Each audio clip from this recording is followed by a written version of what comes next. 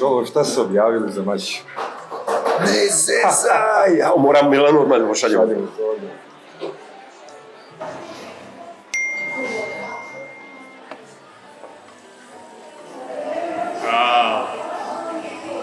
Najjač. Lišore! Lišore, brate, sjedi.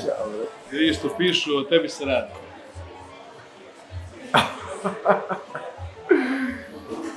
Još jedan clickbait. Ljudi, ne pecajte se na ono o čemu mi pjevamo. U vremenu kada su nam informacije na dohvat ruke, pitanje nije samo što ćemo pročitati, već kako ćemo to shvatiti i koristiti.